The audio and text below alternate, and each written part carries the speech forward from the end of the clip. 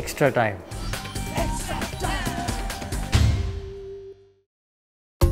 इससे समझाओ। Win grip technology कुछ इस तरह सीमेंट को ग्रिप करता है, बिल्कुल टाइट।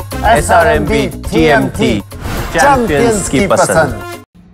সিডনি টেস্টে ভারতীয় দলে যে দুটো জায়গা নিয়ে সবচেয়ে বেশি আলোচনা তা হলো দলে রোহিত শর্মার অন্তর্ভুক্তি ও উমেশ যাদবের পরিবর্তে ভারতীয় দলের তৃতীয় পেসার কে হবেন। সেক্ষেত্রে রোহিত শর্মার দলে আসা এক প্রকার নিশ্চিত, তবে তৃতীয় পেসার কে হবে তার জন্য আরও কিছুটা অপেক্ষা করতে চায় ভারতীয় নির্বাচকরা। মঙ্গলবার ভারতীয় দল সিডনিতে প্রথম অনুশীলন সেরে ফেলল। সেখানে রোহিত শর্মাকে বেশ স্বচ্ছন্দ দেখালো এবং চোট সারিয়ে অস্ট্রেলিয়ায় পৌঁছেছেন রোহিত শর্মা। কোয়ারেন্টাইন পর্ব কাটিয়ে দলের সঙ্গে যোগও দিয়েছেন। প্রথম দিনের অনুশীলনে নেটে বেশ কিছুক্ষণ ব্যাটিং করলেন। পেস ও স্পিন সব ক্ষেত্রেই বেশ স্বাভাবিক ছন্দে ব্যাট করলেন ভারতীয় দলের টেস্টের সহ অধিনায়ক। আর প্রথম দুই টেস্টে একেবারেই ফর্মের ধারে কাছে ছিলেন না মায়াঙ্ক আগারওয়াল, ফলে তার পরিবর্তে রোহিত শর্মাকে দলে নেওয়া হচ্ছে এটা কার্যত নিশ্চিত।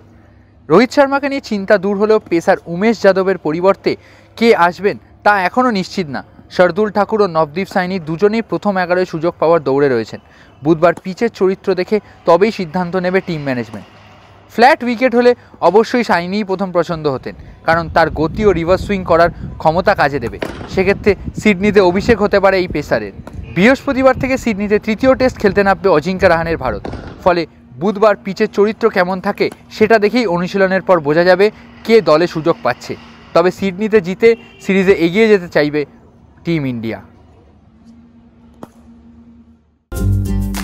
লেটেস্ট নিউজ আর এক্সক্লুসিভ ভিডিওর সঙ্গে আপডেট থাকতে এখনই সাবস্ক্রাইব করুন আমাদের ইউটিউব চ্যানেল। বেল আইকনে ক্লিক করতে ভুলবেন না যেন।